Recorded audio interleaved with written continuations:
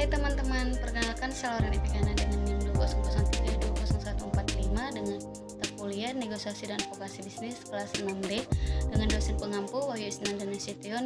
Di sini saya akan menjelaskan tentang pengertian negosiasi bisnis. Negosiasi bisnis adalah proses tawar-menawar dengan jalan berunding guna mencapai kesepakatan bersama antara satu pihak, kelompok atau organisasi dan pihak, kelompok atau organisasi yang lain. Bagaimana realitas negosiasi? Mendapatkan yang kita inginkan dari orang lain, kenyataannya tidak semua dapat kita peroleh dalam negosiasi karena harus diakhiri dengan kesepakatan bersama. Melakukan pertukaran untuk mendapatkan yang kita inginkan, kenyataannya tawar-menawar harus mencapai kesepakatan yang harus bermanfaat bagi kedua belah pihak. Ini yang harus negosiasi lakukan. Proses menyatukan dua belah pihak dengan berbeda posisi untuk suatu kesepakatan sehingga negosiasi mencakup pembicaraan, diskusi, tawar-menawar, pertukaran, kompromi, perundingan, perdebatan, dan positioning. Oleh karena itu, Anda perlu mengetahui apa yang Anda inginkan, konsensus yang ingin Anda buat, alternatif yang Anda miliki, pihak yang Anda hadapi, apa yang ingin Anda katakan, kapan negosiasi dibutuhkan, ketika ada pertentangan kepentingan, perbedaan solusi, peluang berkompromi, apa manfaat negosiasi, tercapainya tujuan melalui negosiasi, apa yang Anda inginkan dan bagaimana mencapainya menjadi lebih jelas, memiliki orientasi lebih besar. Melalui negosiasi, Anda merasa memegang kendali karena harus mengambil inisiatif dan meraih kesepakatan terbaik, bukan sebagai penonton. Menjalin hubungan baik, inti negosiasi mencapai kesepakatan yang memuaskan kebutuhan kedua belah pihak sehingga terjalin hubungan yang harmonis, win solution, mencegah dan menyelesaikan konflik. Melalui negosiasi, pihak lain dapat melihat cara pandang Anda dan menyepakati hasil yang menguntungkan dua belah pihak. Jadi, mencapai tujuan dengan cara merangkul lawan negosiasi yang sukses melibatkan komunikasi efektif antara dua pihak. Setiap pihak mengembangkan pemahaman bagaimana memuaskan pihak lain dan menyelesaikan perbedaan. Kedua belah pihak menerima hasil dengan baik. Bagaimana dengan negosiasi konvensional? Fokus pada kemenangan, bertahan keras pada posisi masing-masing, mencari kompromi berdasarkan kehendak sendiri. Model negosiasi konvensional menggertak, mengancam, mengkritik, berdebat. Bagaimana negosiasi yang efektif? Harus mampu memisahkan perasaan pribadi dengan masalah yang dihadapi. Contohnya fokus pada masalah, bukan siapa yang terlibat. Bisa jadi Anda tidak menyukai lawan Anda karena suka menggertak misalnya. Jangan terjebak, tetap on the tick supaya melangkah pada solusi. Yang kedua, jangan terjebak pada perdebatan posisi. Tentunya sadari bahwa setiap pihak berangkat dari posisi yang berbeda. Menganggap lawan negosiasi sebagai musuh, maka Anda akan terjebak pada kecurigaan dan negatif thinking. Yang penting berusaha menyelidiki motivasi, kepentingan sasaran negosiasi agar dapat diambil kesepakatan. Yang ketiga, membuat beberapa alternatif sebelum membuat keputusan. Contohnya, kumpulkan banyak alternatif agar tidak terjebak pada suatu solusi saja.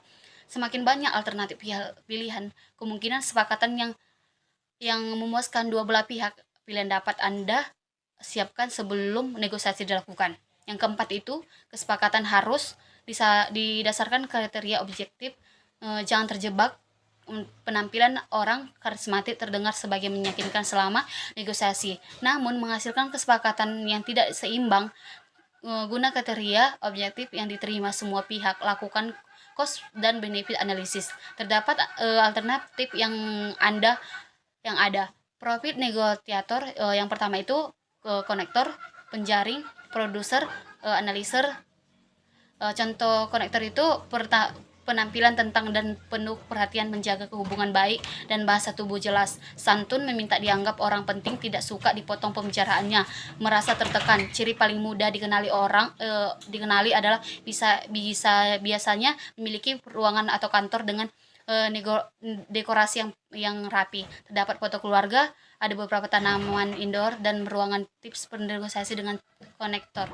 Konektor itu adalah harus terbuka, jujur dan mengawali dengan berbicara kecil yang langsung to the point, paham kondisinya dulu, jangan langsung melakukan negosiasi. Networker itu pembawaannya senang, heboh, dan rame, kurang memperhatikan sesuatu yang secara detail, sikapnya bersahabat dengan menyenangkan mungkin. Hampir 70% dalam bernegosiasi fokus obrolan ringan, bahkan terkadang melompat ke berbagai topik di luar yang dinegosiasikan. Tergantung perasaan terhadap Anda. Semakin Anda disukai, semakin fleksibel dalam bernegosiasi. Tips bernegosiasi dengan networker itu, jelaskan apa manfaat negosiasi yang dilakukan untuk dirinya dan perusahaan, maka Anda akan mudah untuk memperoleh kesepakatan prosedur. Seringkali melakukan deal ya dengan cepat, berorientasi pada tujuan, berpikir, bergerak, berbicara cepat, selalu meminta gambaran secara umum dan bertanya untuk memperoleh apa yang diinginkan. Tipe paling sulit dalam bernegosiasi karena mengutamakan deal dahulu, masalah relasi urusan kedua. Tips bernegosiasi dengan prosedur: jelaskan lebih dahulu apa yang Anda tawarkan dengan cara menarik, kemudian tanyakan apakah ia tertarik atau tidak. Jika yang baru Anda dapat lanjutkan. Analyzer menyukai keakuratan data dan kerincian. Tidak suka pernyataan yang berputar-putar. Jangan berharap keputusan yang cepat ketika berhadapan dengan tipe ini. Tipe suka mengakhiri negosiasi dengan cepat, menyukai menunda keputusan, dan akan memberi jawaban melalui email, surat resmi, atau by phone.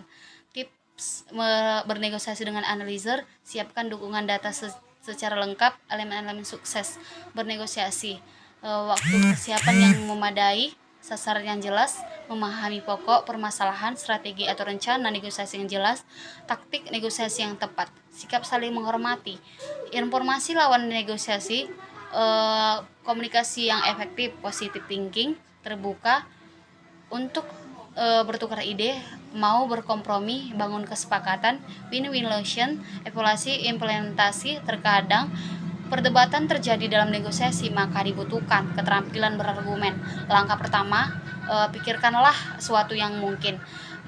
Contohnya, buat asumsi dan dukung dengan data. Jelaskan asumsi tersebut, buatlah alasan yang jelas, jelaskan konteks, dan biarkan contoh motivasi orang lain untuk menerima pandangan Anda. Siap menerima perbaikan, dengarkan dan tetaplah terbuka. Langkah kedua itu, ketahui pikiran pihak lain, gunakan bahasa yang tidak agresif, terjemahkan alasan orang lain, tanyakan contoh, cek apakah Anda memahami yang Anda dengarkan, dan tetaplah terbuka. Kekeliruan yang harus dihindari dalam bernegosiasi: menginginkan sesuatu yang berlebihan, saling mengandalkan kekuatan, gagal mengendali kekuatan sendiri, mudah menyerah, terjebak pada suatu pilihan, memiliki mental win-loss, pemikiran jangka pendek sehingga menghancurkan hubungan yang seharusnya terjalin dalam jangka panjang, terlalu banyak menekan pihak lain,